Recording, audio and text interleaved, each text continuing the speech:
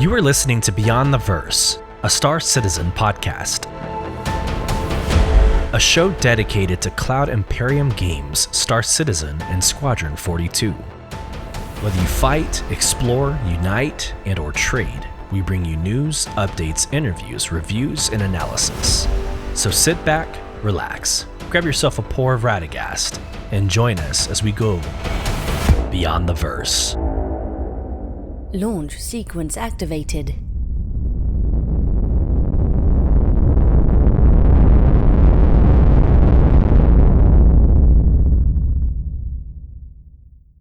Hello, friends, and welcome to Beyond the Verse, Star Citizen podcast. I'm your host, Solus, and this is episode 97. On today's episode, we're covering the 4.1 updates that is now available to all backers in the PTU. The roadmap update had a few gold nuggets. We'll cover that pretty quickly. But the main subject for today's podcast will be the Stella Fortuna St. Patrick's Day event, whatever you want to call it, going into March. And then, of course, we will end the podcast with the Inside Star Citizen episode. We'll watch together and we'll react together as well.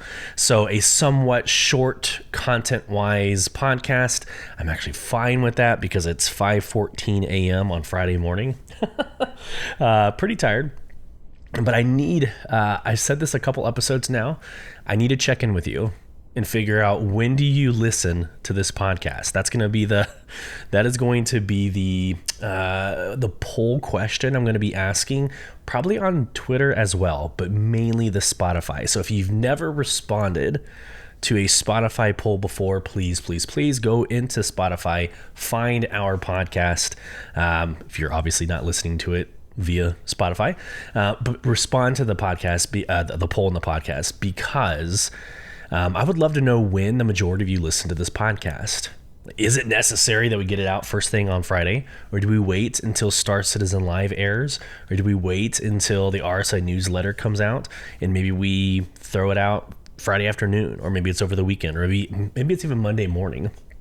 I just would love to gauge when you listen and when you watch. So love to hear it. Welcome in, everybody. It's been a very, very busy week for me. A couple episodes now I've alluded to my work having this massive, what we call OP2 document that I've captained. I've owned. It was like 15 pages of 18 authors, a global impact. So super huge. Finally got to present that on Tuesday. So for those of you who know I have one monitor and I game on one monitor, know that on Tuesday I had 5 monitors going like full force. I had 35 senior leaders across Amazon trying to manage the chats, the direct messages. You know, I had some coaching like go faster, go slower. So I had all these different things going on, but it was pure chaos, as it always is. But that's, I don't know, I've had little to no time in game.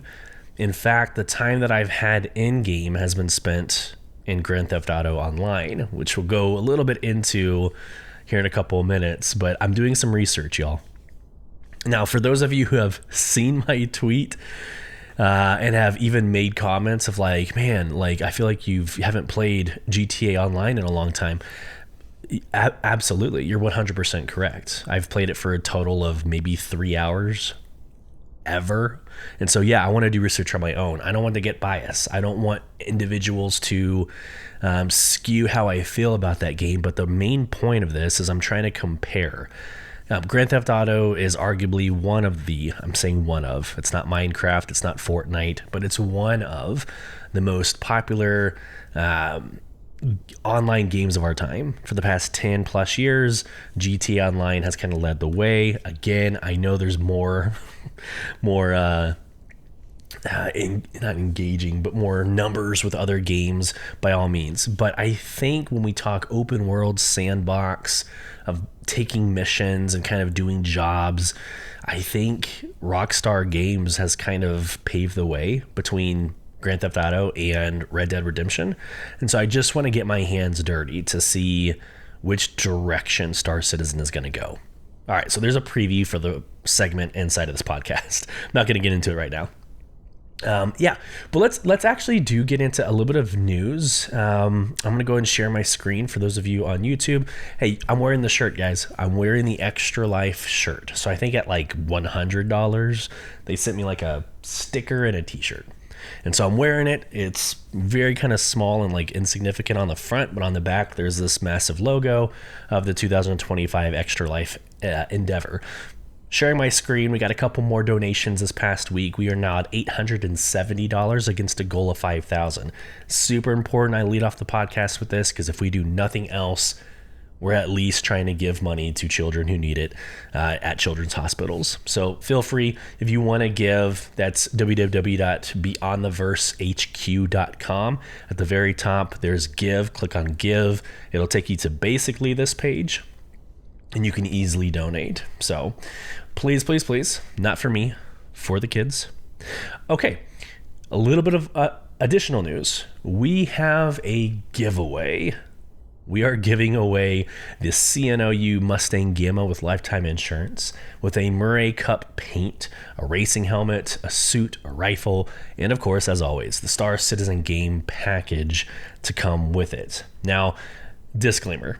This is provided by CIG. CIG has graciously included me in their list of content creators. And so there's a few of us that get this package, and we can kind of manage it and give it away how we see fit. Of course, it has to meet some guidelines. So I just want to provide the disclaimer that this is provided by CIG, excuse me, but it is independently ran by us at Beyond the Verse HQ. So if you are interested in participating, www.beyondtheversehq.com, like everything else, you're going to come here. 2 places you can go. Very top at the announcement bar, you can actually click the announcement bar. It says giveaway, click to enter, boom, too easy.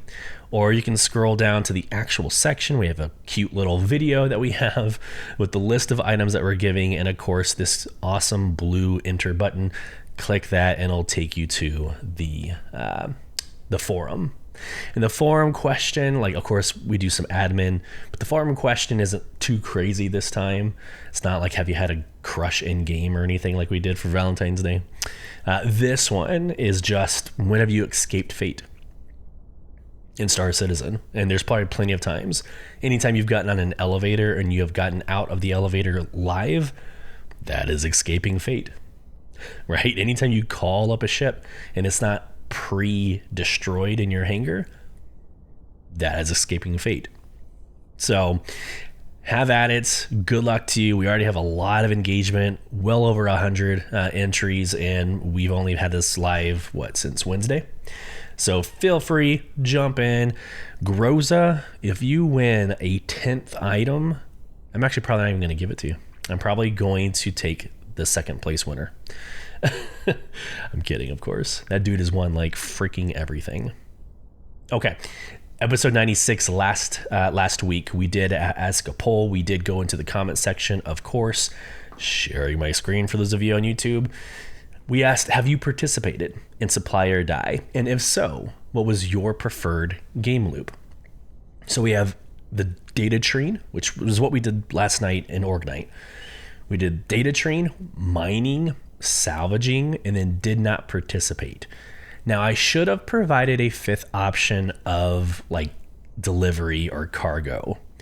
And the reason why I'm saying that is, like, you could go to a kiosk and buy the necessary components or the materials and have turned those in. And a lot of people did do that.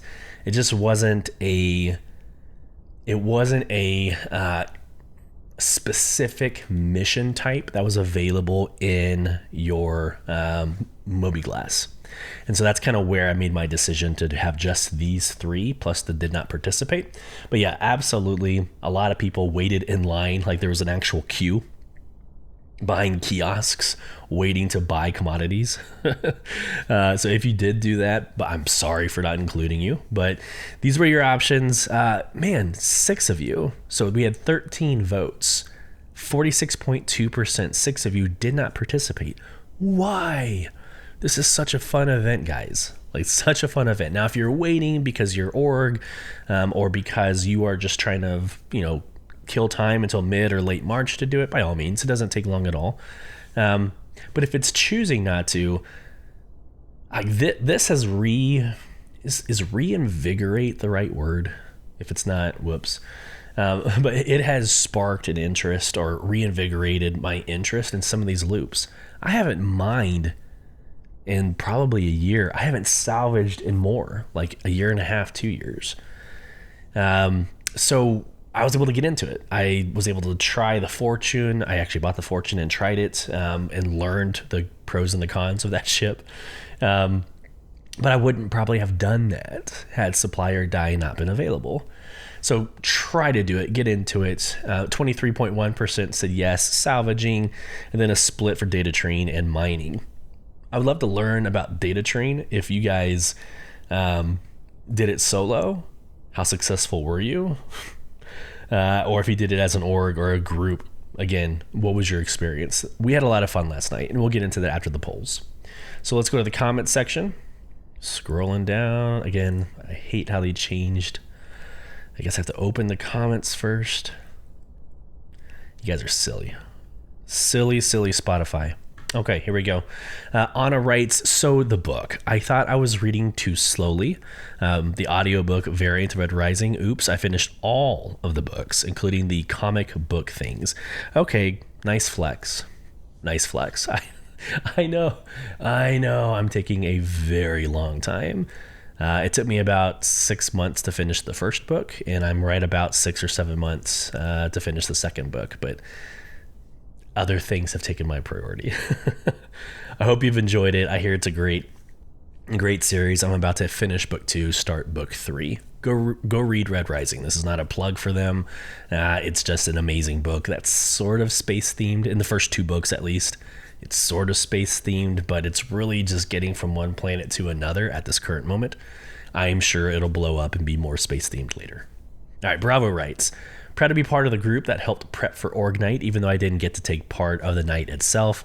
Yes, thank you so much, Bravo 1. We talked about this last episode, but we had enough materials to complete 2 of the largest supplier die salvaging loops, the RMC and the CM, because of the hours and the hours put in by people like Bravo 1 prior to that event. So thank you so much. Sorry that you weren't able to participate, that night, but it was very meaningful for the rest. Nathan Fogelman writes, can't wait until I can actually start contributing to the org. Haven't tried launching the game in a few weeks at this point, despite being a backer for almost 7 years now. That's a long time, brother. Y'all sound like a great bunch of friends, and I'm excited to get to toss my hat in the ring, hopefully sooner rather than later. Thank you for the consistency of the podcast and for the dose of realistic expectations. Okay, so let's unpack this. Can't wait for you to participate as well. I am surprised that you haven't been able to launch into the game in a few weeks. I mean, I had that December thing where just like for 20 plus days, I wasn't able to log in. But since 4.01, I thought they fixed it. So I'm sorry to hear that. I would love to maybe talk to you offline. If you're in, I think you're in Supervision, but shoot me a DM and let's kind of walk through it. And I'll tell you how I troubleshooted. Anyways, I'll walk you through what I did, and maybe that'll help. Hopefully. And you're welcome for the podcast. Like I enjoy this so much. I actually, so fun story. I actually, when I was picking up my kids from school the other day, there was a father who saw that I was wearing not a Beyond the Verse shirt, but a Star Citizen shirt.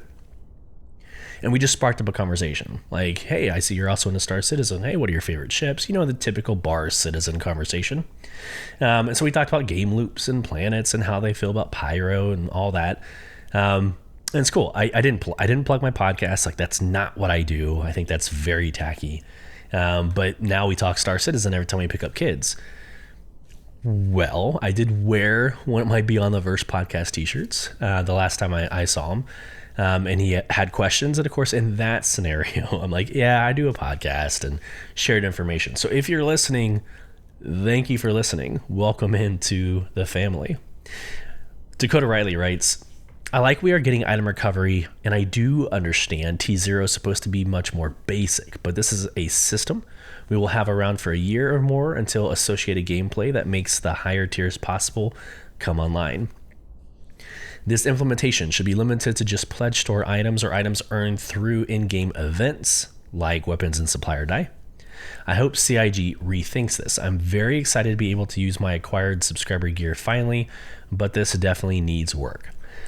I share the same sentiment, Dakota Riley. I share the same sentiment. I don't know how else to, or what else to add to that. I think you said it good. I think you said it well. I don't think they're going to revisit it. I think this is a huge change to the game, whether it's on the front end or back end. It's a huge change to the game that they need to start unpacking, and I think they're ripping the Band-Aid off. Like, I think they're ripping the Band-Aid off the way they did master modes, right? So master modes, I think they knew they were going to rub some people the wrong way, ruffle some feathers, and they did. They absolutely did. I think this is one of those. I think they're ripping the Band-Aid off to just lay the groundwork, and we just have to be okay with it. That's fine, whatever. I mean, even in PvP, I don't necessarily loot people's armor. I don't have time to. This is me personally, right? I'm killing and making my move through everybody. Usually it's a wave of PvPers, like a contested zone or like an entire org, like we have to face off in a jump town or, at a supplier die mission. And so I'm not really looting bodies. So I don't necessarily care what you're wearing. I'm not going to pull anything off of you personally in PvP. So it doesn't affect me. I'm not impacted by this. I feel the sentiments. I feel the community. Inca writes big winner. I have no idea what you're talking about. I mean, congratulations if you won something. I don't mean any insult by that. I don't have any other context. It just says big winner, and I've always said I would read every comment and discuss it. So let me know, Inca. Let me know what the big winner comment was for. Dreamer of Days. I failed to make a point within the 500 character limit. The question of ethics in capitalism is a subject for debate over alcohol, which is why we have Bar Citizen. Preach. On the subject of the Discord poll about headquarters being based on lore versus efficiency, I don't see them being mutually exclusive. Devon, Chesapeake, and Excel have their corporate offices in cities, not oil fields. Fuel depots aren't at either, but near interstate crossroads. The FOBs are where we'll spend most of our time anyway. Okay, this merits a screen transition back to just me, because I want to talk about this. So earlier in this week, we had an amazing Discord conversation. I think it was like Monday or Tuesday. It can't be Tuesday because I was preparing for the OP2. So maybe Monday. I asked the poll because we are getting closer to base building. Now, whatever that means, a version 0, maybe this year, maybe next year, we are getting closer to base building. And so as organizations become more important in Star Citizen, us over at Soul Provision have started promoting and started raising the ranks and starting to put more people than just the 4 of us board of directors, starting to put more leaders in place for dissemination of information, command and control, span of control, etc. Right? Well, part of that is, where are you going to build your base? And I think there's a lot of factors to consider, and you might as well be thinking about it now rather than closer to time. You can build a base by yourself. Each individual can have their own base. So let's just put that aside. We're not talking about individual bases. We're talking about what is important for organizations. 1 second. And so you need to think about location, security, right? If you have a massive base, you're going to be a target, right? And you should be. PvPers should pursue you. So you need to have location, security, but also consider like logistics routes. How easy is it for you to get materials to you to hopefully craft, and then away from you to sell and trade and transport, right? Are you going to pick the very, very, very outskirts of Pyro, like Pyro 4? Probably not. Why would you do that? I mean, it's a pretty planet. It's a great like view of the sky. I wouldn't blame you aesthetically, but strategically, I don't think that would make a lot of sense. So it needs to be like central, like to the point that you just called out, Dreamer, right? Like fuel depots are at interstate crossroads. Makes total sense, doesn't it? It's easy to egress and to start the trade routes and receive trade routes. And so I asked the question, like, what do you prefer? And I agree, Dreamer. Like I asked, like, does location matter or does rare material and plentiful material matter? And they can be both. You can pick a location that thrives in both. But it's more like, do we focus on Stanton that has the UEE security, or do we focus on Pyro that doesn't have any law system? You can still pay for security, I believe. That's not been rolled out yet. But they've already said Pyro has, more unique materials. So shouldn't we have a base there? And I think the point you're trying to make, which I 100% agree with, you're going to have a main post. Like, think real life military. You're going to have a main, like, headquarters company, headquarters element. And then you're going to have what's called a FOB, a forward operating base. So you would have FOBs, right, in different places around Stanton and around Pyro. And so it would make sense maybe you have a mining facility in Pyro because of the rare materials. But you might have, I don't know, I'm trying to think of other processing game loops, which haven't really been out yet. But let's just say that salvaging is more optimal in Stanton. So you'd have a salvaging plant or a processing plant, FOB, in Stanton. And so you'd have these like FOBs that you'd come back and forth on. And then maybe your main post or your main base is one of the orbital stations that you can build. That was teased at the end of last CitizenCon. So I just wanted to ask, because I know what I want. Like, I just want to live and manage my base. Like, of course, run it, of course, do all the things. But like, if I just have 30 minutes, I just want to be in game. I'm sure some of you can feel that and relate to that. If you just wanted to be in game and just walk around and decorate your hangar, or things like decorating your hangar, but now you're decorating your house, your room, your apartment, whatever we have, barracks. I want it to be pretty. I don't want it to be on like some desolate, dune looking Daymar. Like, I don't know. I like Daymar, but I don't want to live on it. So for me, I think centrality, like being in a optimal location geographically wise, I think would be primary. And then, of course, aesthetics, like a Microtech or a Bloom. So just had a really, really, really good conversation. Curious what your thoughts are. Go into the comment section. Tell me what you and your org are considering. Where are you going to put your post? Where are you going to build, and what are the factors? What are the prioritizations that you have for your posts? Let's keep going. David Leppert, Space Dad. Thanks for another great podcast. You're welcome, sir. I understand the frustration for PvP players about T0 item recovery. But as a relatively new player with limited play time, I appreciate T0. Due to the alpha state of Star Citizen, I have died many times from bugs. Preach. So it'll be nice to not have to spend the credits I'm saving for a vulture on gear. Hopefully stability will help T1 and T2 to follow quickly. On the poll, if there had been an option for a supply mission, I'd say yes. I tried to, but no commodities were available. That last sentence, exactly what I was alluding to earlier. Yes, you could buy commodities, but you were also waiting in line. There were queues, and sometimes you would get to the kiosk and it would say that there were no available. So you waited all that time, tried to buy, wasn't there. Yeah, I think the rest we've already covered. Thanks for saying that you appreciate the podcast. It means a lot. All right. Freaking Groza. He didn't have to say that it's Groza. I know it's Groza. A note on subscriber items. I found the meta. I didn't re-up my subscription, but I won a giveaway again with the March party pack that has all the sub-store items from this month. I encourage everyone to adopt that strategy. The giveaway queen. Yeah, there's Groza for you.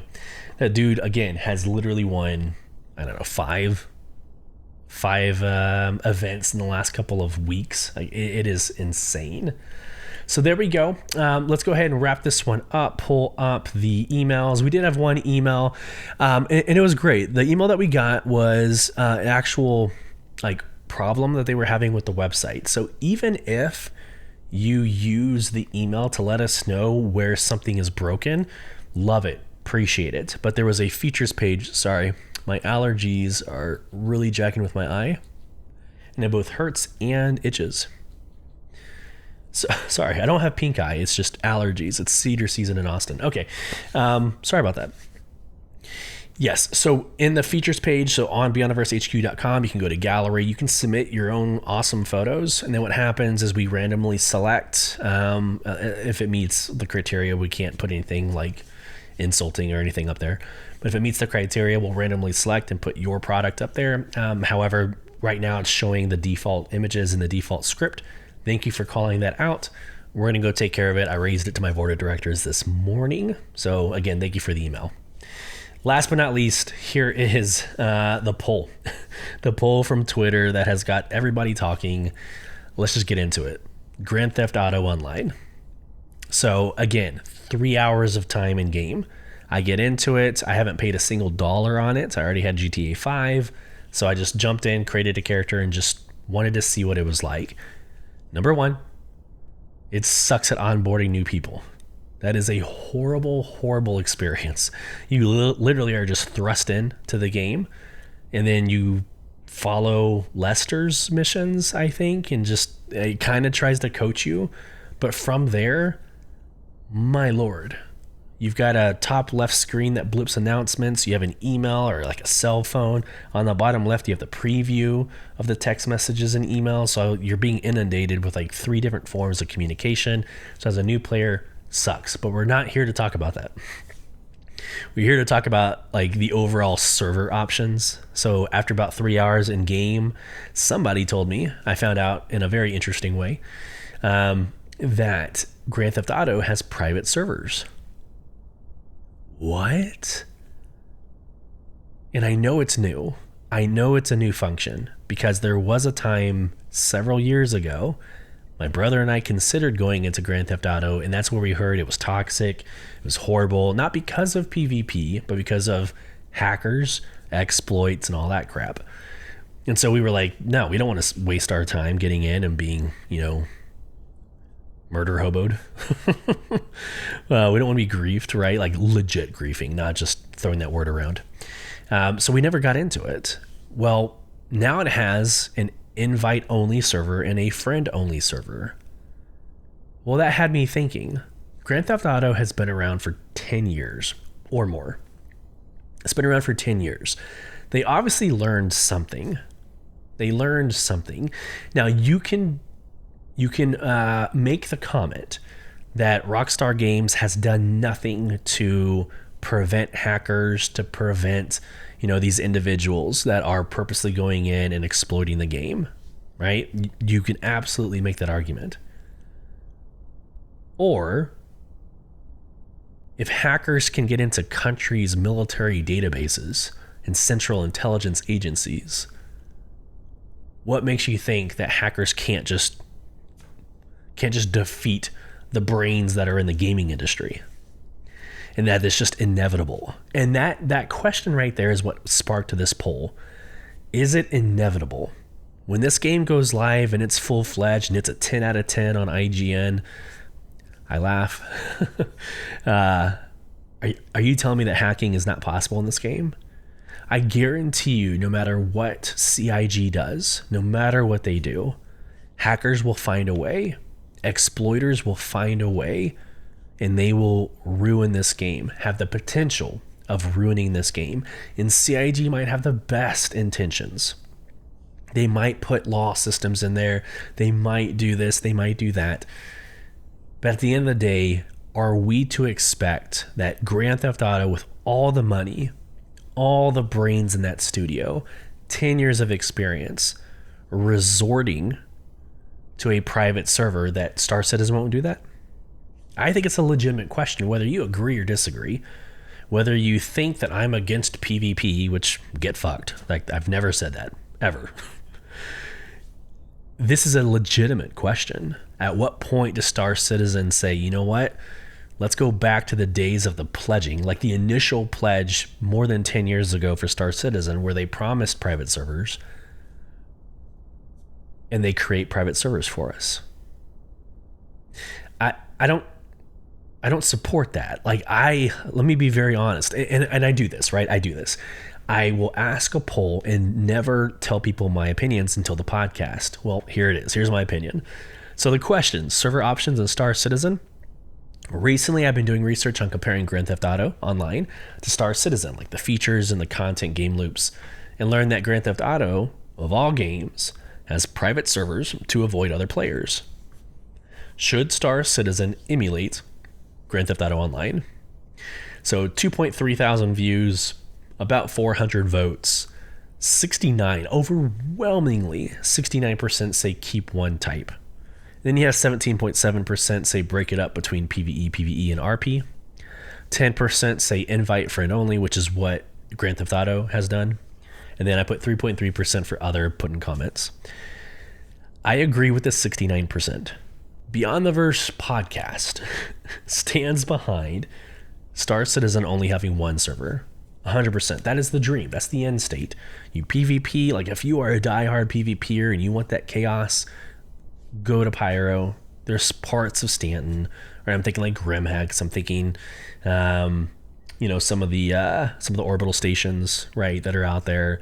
I'm trying to think of the damn, like the security orbital points, whatever the hell those are called. I can't believe I forgot what they're called. But in Stanton, you've got some designated PvP spots. Take down the security, make the armistice zone go away, create havoc. Like if you're a PvEer and you see your armistice zone go down, you probably shouldn't fly around against some other player, right? Like these are things that, like, I love the one server. I love the risk, right, of having to fly around. I truly do. I see a scenario where we inevitably become, or we inevitably get to a point like Grand Theft Auto did, where the only way to prevent hackers from ruining the game is to provide private servers. I also can't imagine me and one or two other people alone in Star Citizen. How boring would that be? So there's your question. There is your poll in Twitter. So let me know your thoughts. I mean, you already have. Again, there's 2.3 thousand views and 400 votes on a lot more comments. But if you feel so obligated, respond in the comment section and we'll get through it. We will talk about it in the next episode. All right. We're like 40 minutes into this episode and we're just now this week in Star Citizen. I think it's been a great... Okay. I think it's been a great conversation so far, but we got some work to do. All right. So this week in Star Citizen, the 4.1 notes, roadmap update, the St. Patrick's Day or the Stella Fortuna event, and then Inside Star Citizen. That's like a 10-minute, short video. So here we go. Happy Monday, everyone. The battle for control rages on in the aftermath of Fight for Pyro.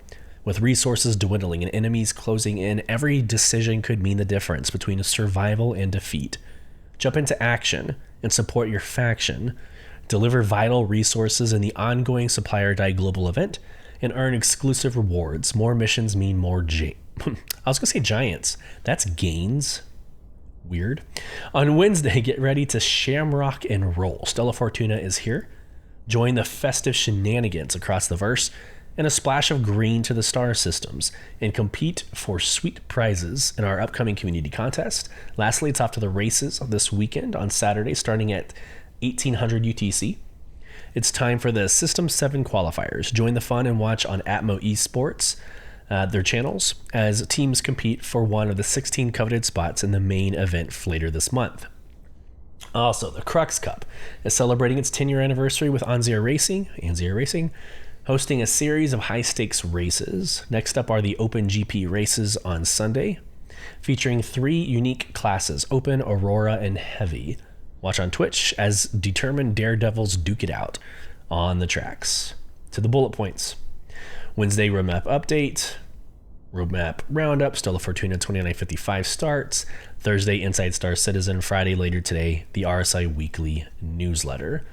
Let's keep going. 4.1 is now in the PTU.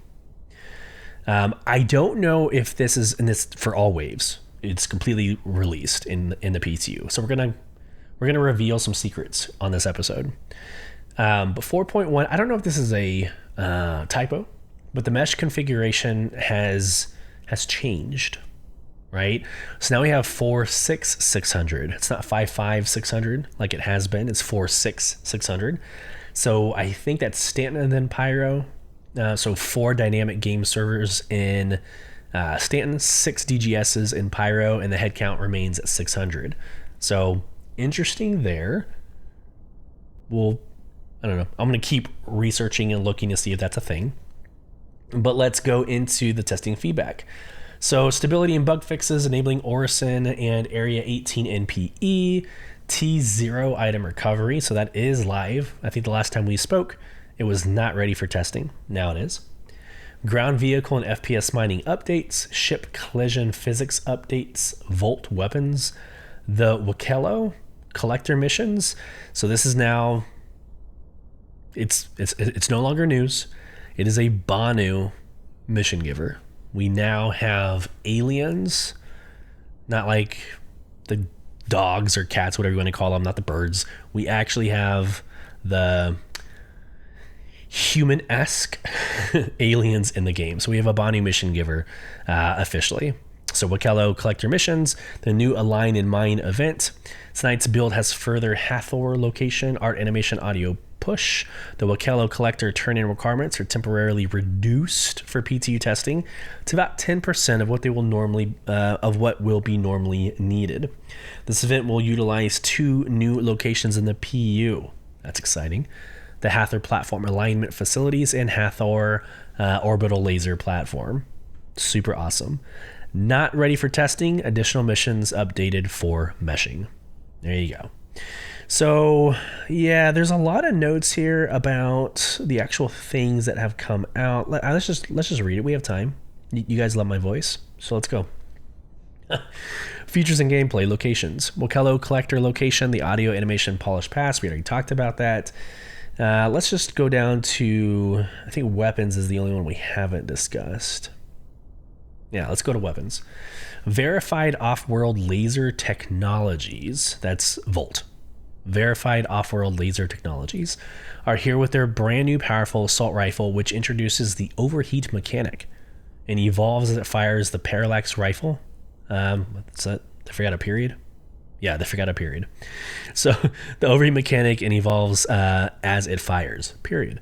The parallax rifle has been added. You can trade in some valuable supplies to the collector to try out this rifle. That's interesting. So I think the overheat mechanic, it's very common in other games. So it's not unique to Star Citizen. My eye is killing me. It's not unique to Star Citizen, but it's new to Star Citizen. The rifle builds up heat, increasing its fire rate up to 35%, and once enough heat is built up, turns into a powerful beam. The temperature of the atmosphere you are in affects how quickly or slowly this heat builds up. That is badass. For example, if you are on a cold planet, the weapon will take much longer to turn into a beam and vice versa for a hot planet. The weapon, however, can overheat and be unable to fire if ran too hot, which in future updates will cause significant wear. Currently, this weapon is also in single weapon elimination, and AC magazines will be added to the shops. The fire rate is 600 and the damage is 15. So we have a grenade launcher balance, the Ripper SMG, the Custodian, and the P8R. All right, I think those are just already in game, whatever. So we have a lot. 4.1 seems to offer a lot of content, and it seems like a lot of solo content. There was a sentiment earlier this week that, the community is excited about the new missions. They're excited about story-driven content. They really are. But everything is like global, worldwide, bring on everybody, jump town, right? Like, let's force PvE and PvP to happen. And so there was a sentiment of like if you did that in other games, like, can you imagine an established game doing that? Like World of Warcraft was the example that I read earlier. So like if World of Warcraft, you had an event, but it forced the entire server into one area, it'd be like, it's fine every now and then, but for every single event to do that, I think it's a fair call out, but it's one that, like, I don't know, slow down, like respectfully and friendly, like slow down, because this is the first time we've had this in the game, period. And so I am perfectly fine with us doing these like mass events if it means just getting content out and we can measure its success and we can react to it appropriately.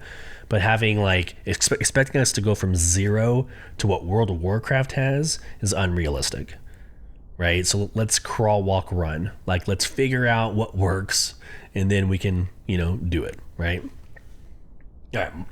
Anyways, so 4.1 seems to bring a lot of what we're talking about. 4.1 brings like mission givers that you're going to go, and it's going to give you a mission to go collect and bring back. Now, you might need your org, you might need a small group to go get those items, by all means, but I feel like it's not the same as forcing people to go to a depot in Pyro to get data trine, right? Okay, let's keep going. I heard a massive crash in my house, and it's too early for my kids to be up. So I might be checking on them in a couple of seconds. Hopefully everything's okay. Roadmap roundup. Here we go. Notable changes. So 4.0, supplier die obviously released. 4.1, here's your mission giver, Wakelo. New mission giver enters the verse, bringing fresh opportunities for players to explore. Just basically, it went from redacted to its actual name. The mission giver location, Wakelo's Emporium. Sandbox activity. Here we go. Align and Mine. A new open-ended activity blending on-foot exploration with aerial support, creating sandbox gameplay opportunities for daring teams. That's new. Love it. The Volt AR Parallax, the Hathor ground alignment stations, and the Hathor mining station. Changes for 1.0. The IFCS and control surfaces. Improving atmospheric flight dynamics and functional control surfaces, that's what that stands for, allowing for more precise maneuvering and realistic aerodynamics, a general update for the flight model of all ships that allows you to tailor your ship's behavior more to your playstyle. As part of the flight model updates, the control surface technology will be added, which produces more realistic flight behaviors in atmospheric conditions. All right, we have renamed the card from control surfaces to updated IFCS and control surfaces, and updated its description. So there you go. That's the change. Quantum travel. The quantum travel experience is becoming fully physical, including quantum boosting, a faster method for short-range travel. Super interesting. And again, I guarantee you that's not going to wait for 1.0 to come out. That will more than likely come out in one of subsequent 4.x patches. Realistic audio mode. This is cool. It's sound dampening, right? So you play other games and there's like a dampening of the audio when you go from like, helmet to other environments. Here we go. A systemic solution for expressing game audio in depressurized states through effects applied to audio, and an increased emphasis on the resonance of sounds through surfaces and physical contact. That is super awesome. I am a huge sound buff. Obviously, I really get into the podcast and layering different sounds and how to edit and make sure it sounds good. Hopefully you think it sounds good for a podcast, but I love getting into sound design. And so anytime that there's an update or a change to Star Citizen's audio, I am on board and I love reading about it.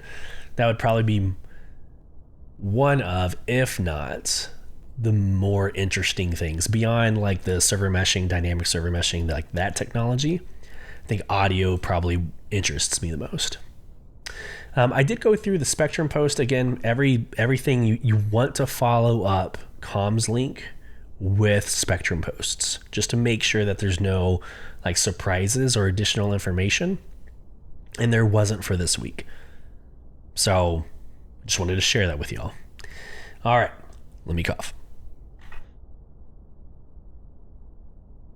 Actually remembered to mute myself that time. Hey, getting better at coughing. All right, so the meat and potatoes, and we're like an hour into the podcast. All right, St. Patrick's Day. St. Patrick's Day or Stella Fortuna. And they kind of, I don't know, I think they need to pick one or the other. Here. We have Stella Fortuna, and this is how they market it, but like in the description, it's like St. Patrick's Day 2025. So it's like St. Patrick's Day 2025, Stella Fortuna 2955. I get it. I get it, but like, how should we talk about it? I'm going to call it Stella Fortuna. There we go. Well. If it isn't a daredevil's favorite time of the year, Stella Fortuna rolls around once again, and with it, the spirit of audacious, good lord, the spirit of audacious madcap skullduggery. To celebrate the anniversary of the first successful human colony on Mars, it's time to take risks. Go hard and win. A new Spectrum badge and community prizes. Risky business abounds this year with the turmoil in Pyro. So suit up and kiss your mother goodbye, because escapades wait for no pilot. All right, we have new green liveries, and that is for the Mirai Pulse, the Kruger P72 Archimedes, and the Consolidated Outland Mustang. Go green or go home. This year they had racing gear, and so you're seeing on the screen now, you got the Star Kitten, like Mirai Pulse gear and paint livery, but in the back you see everything else. You have the Archimedes, you've got the Mustang, and then you've got the is that the M50? No, that's the Razor. Good lord, that's the Mirai Razor. Sorry. So you have these additional paints and items. It's part of the giveaway. That's why I'm like kind of stumbling. Like, I feel like I've already told you this. It was part of the giveaway we talked at the beginning of the podcast, but I actually really like the paint jobs. Listen, no judgment. I am not into the Star Kitten thing. Like, I know it's not my thing, right? I think that's fair. I'm not saying anything bad about it, but I'm happy about everything else. The blue and gold, for me is too much like Invictus launch week, right? Like those are the Invictus launch week colors.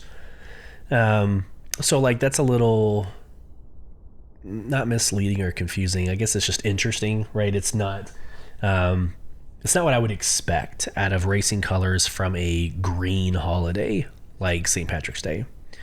And then black and red. Sorry, black and red's my scheme, so I love me that Razor. Looks pretty sweet. There is a screenshot contest. This is the community bar crawl. I think this is a phenomenal idea. I love this. Crack open the Radagast, which sounds like my intro. Crack open the Radagast and see how long you can raid last on your Stella Fortuna bar crawl. Don your jazziest spacesuit and hit at least 5 bars in the list, taking screenshots along the way. Remember to assign a designated pilot to get you home. Up to 5 collaborators from each of the top 3 snapshots chosen will win a new racing gear and ship set. The perfect cure for any hangover, right? Check Spectrum for details. Sure, let's go ahead and check Spectrum for details. So here's the Spectrum post. Like I said, you want to go here as many times as you go to the comms link. Here are the locations. So Wally's in Microtech, the M&V in Lorville, Old 38 in Grimhex, G-Lock in Area 18, the Voyager Bar in Orison, Stanton 1, Hurston, Everest Harbor, Crew L1, Ambitious Dream Station, R-Court, Bajini Point, Microtech, Port Tressler, Stanton Gateway Station. So these are your, like when you go to the gallery, there are bars inside of the galleries at these locations, right? There are also Stanton ground locations with bars, for example, on Hurston Zephyr, and Hurston Ludlow, Hurston Weeping Cove, Microtech Astor's Clearing, and Microtech Dunborough. That might actually be a really fun org night. Just doing a bar crawl. That's actually not a bad idea. Just going from location to location. Okay, all right, interesting. Noted in my head. Hit up 5 unique locations, take a picture, submit it. Here are your chances to win. In first place, the Mirai Razor with LTI and all the different paints and gear. Second place, the Mustang Gamma LTI paints and gear. Third place, the Mirai Pulse LX with LTI Star Kitten paints and Star Kitten gear. So very, very cool there. That's a great idea for an Orgonite. I will more than likely pitch that. And here are your Fortuna paints and your Fortuna ships. There's a gear pack, which is just Headhunters. They don't have one for Citizens for Prosperity, which I don't necessarily know why. I know this gear already exists, so maybe putting just like different colors on was easy. I don't know. Does Citizens for Prosperity, do they have their own gear like the Headhunters do? I don't think I've seen it. Yeah, I don't think I've seen it, but here you go. I mean, and it's actually a really cool looking piece of gear. Like it has, we talked about it in the subscriber promotions last week, but it has a lot of detail, and I can appreciate the detail. It looks really good. Here are your sets if you want to buy the different sets individually. What I see value in and what I like doing is I like going to the store because I can filter this out by myself. So here's the store. I would do the same thing. Just what I do is I have a link called the store that's already sorted by price. So it already puts like the more expensive things up top. That's usually what we talk about when we discuss. But for the purposes of this, I'll just type in the word Fortuna. And so here is your ships and your gear. It's not your paint. Your paint lives on a different page. It's kind of annoying. But here's your ships and gear. So if you want the limited hull ship, this is your one chance to get the Phoenix Emerald, right? The Phoenix you can get in IAE, and it's like the white luxury version of the Constellation. But the Phoenix Emerald, the green and white, this is your one chance to get it. And there's really only 4 options. Only one is sold out.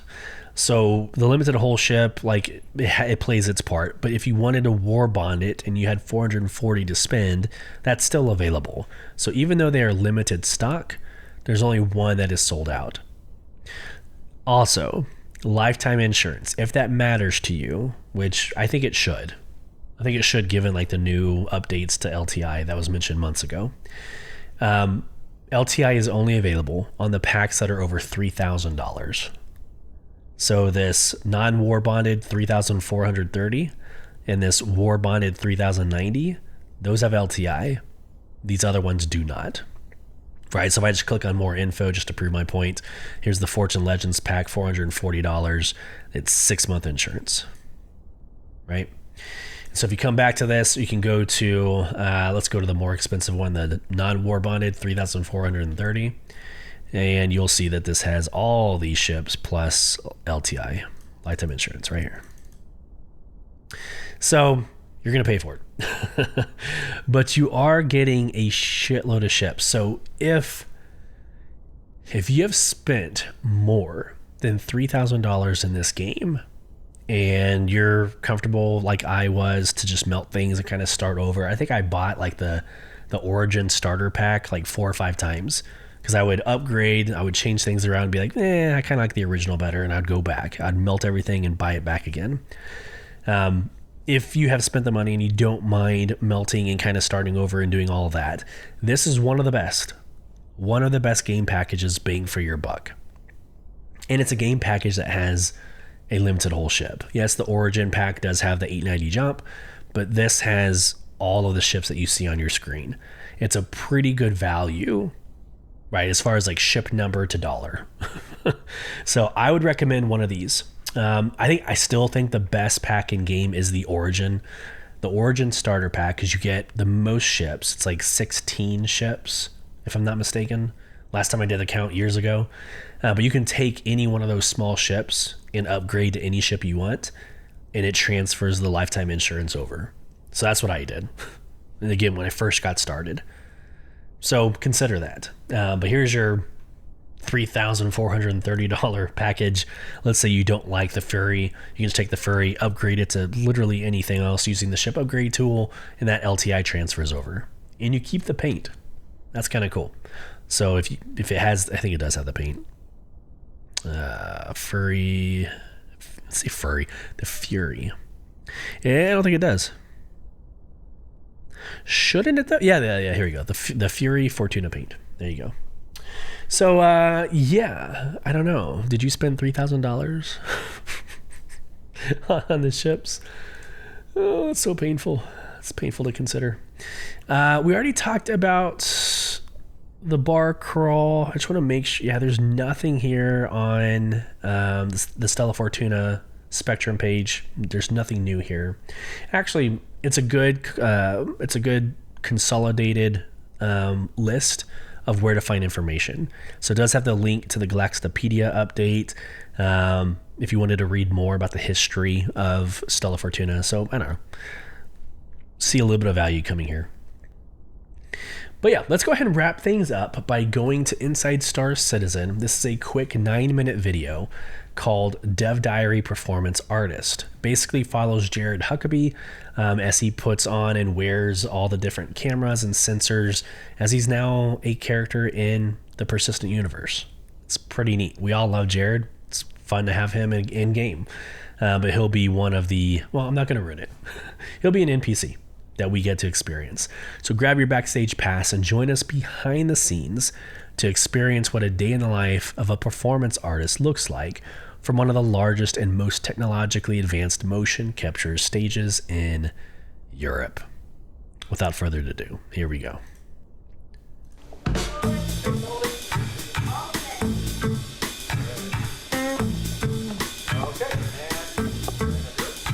Ran into some Frontier fighters last week. Bunch of douchebags tried to explain why I was helping the cause. Oh, That's me. okay, sorry. I should read it first. You're probably wondering what I'm doing here. I mean, besides looking like Dr. Eggman. These suits are not flattering. Anyway, as part of our content-driven initiative this year, we're adding a few more tools to our in-game storytelling, because reading endless data pads is really kind of lame. And because I work cheap and say yes to a lot of things, I'll be playing a new role inside the Persistent universe. This is Dev Diary Performance Artist.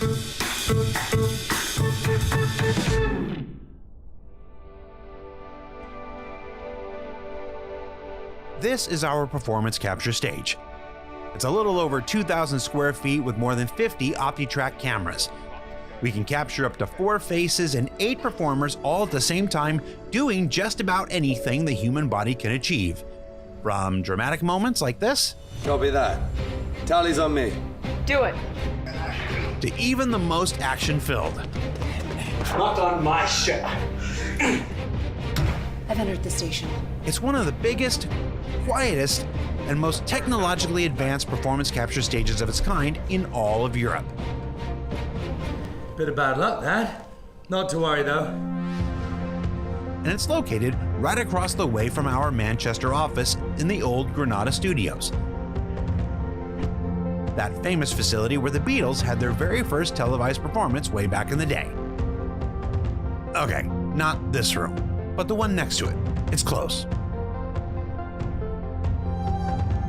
In addition to the big fancy stage, there are backstage areas as well, including our face scanning room where performers are tortured for about an hour into contorting their faces into every shape you can imagine, and a few you wish you hadn't.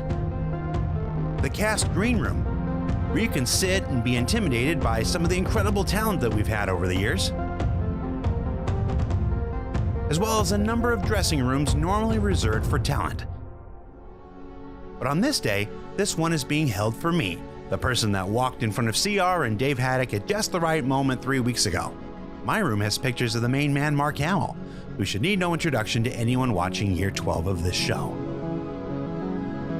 On this day, my call was after lunch, which usually means they wanted to get the important stuff out of the way first and expect me to waste a bunch of their time because I don't really know what I'm doing. Here, I check in with everyone. I'm going to try really hard not to disappoint for the rest of the afternoon.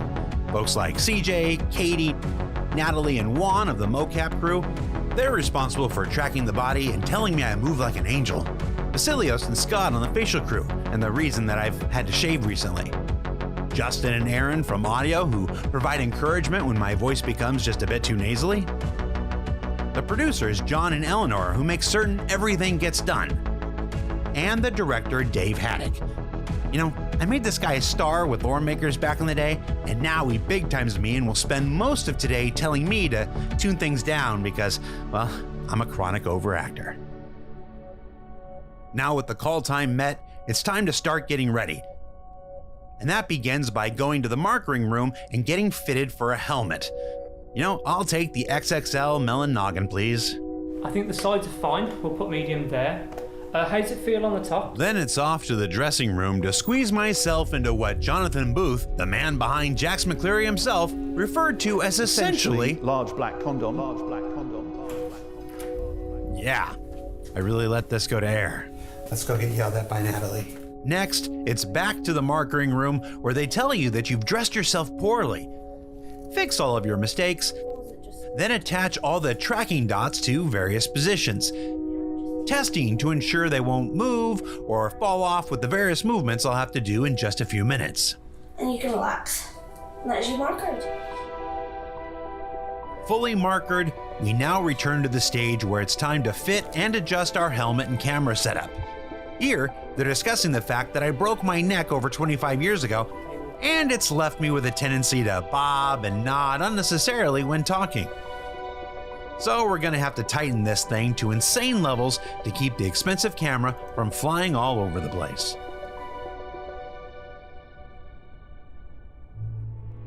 Now, it's time to do the range of motion checks, in which I get to demonstrate my utter lack of flexibility and complete inability to tell my left from my right in front of everyone to see. It's an important step in humbling the chosen performer before they get to all that acting stuff in just a few minutes. I would later learn that it's also necessary for technical calibration or whatever, they tried to explain it to me, but in this moment, I was completely convinced that this was a shame-based hazing ritual and plotting my revenge on everyone in attendance. Finally, it's time to get a bunch of dots put on my face, which I'm absolutely certain in this moment I will forget to wash off my face before returning to my desk later today. Now that I've been fully prepped for work, it's time to set up the scene. In today's shoot, I'll be playing an SSN newsflash anchor named James Harriman. This is James Harriman with an SSN newsflash. The brief I was given is that 900 years in the future, these are low attention span vignettes of under a minute that are hosted by a news pro that does not get excitable or include his personal opinions in his reading of the facts. Basically, short and with as little of himself as possible. I have no idea why they came to me for this, and it's possible I'm being punked right now. But I'm gonna try really hard not to let anyone down.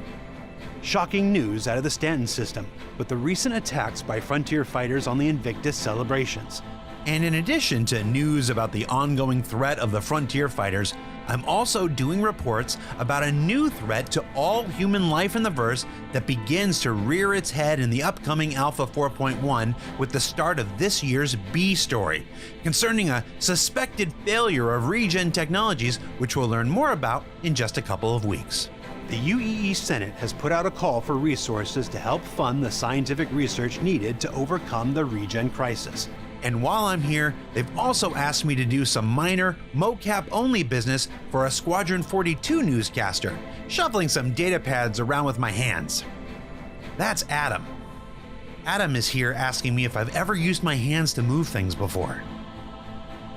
Not really, Adam. I'm very, very good at all of this.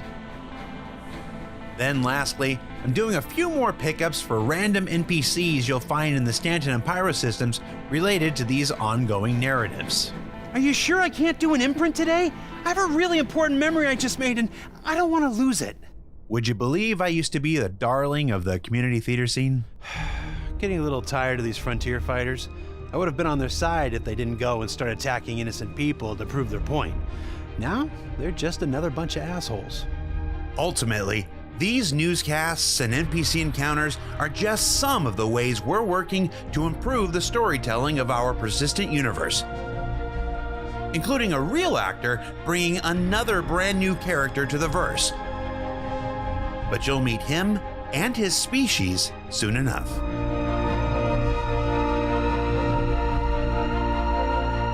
And all of this is just one small aspect of the work being done to improve our sense of character and narrative storytelling in the persistent universe.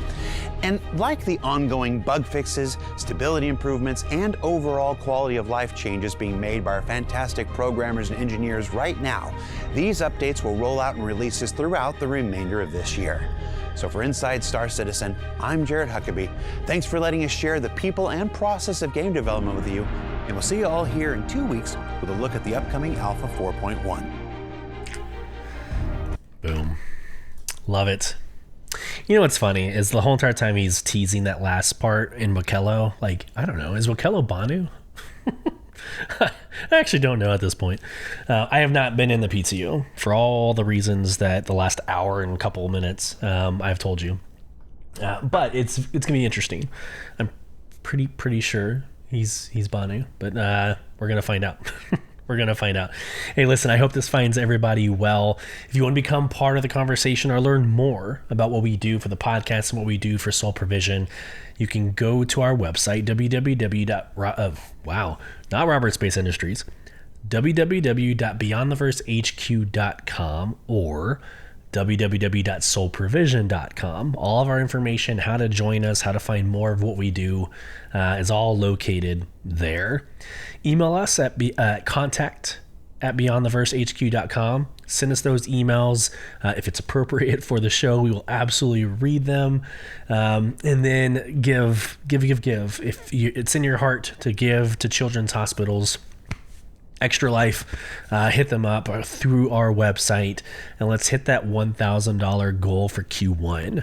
If we hit like just over 1,000 each quarter, we will eventually hit the 5,000 mark for the goal for this year. So looking forward to getting into 4.1 with y'all. I hope y'all enjoy the PTU, enjoy the events that are happening in Stella Fortuna. Just real quick, we will air next week. That should be episode 98. And then we're going to have a little bit of a delay because I will be in Seattle for work. So we are going to miss 1 week of the podcast. So stand by for that. Friends, safe travels as you traverse beyond the verse. Take care, everybody.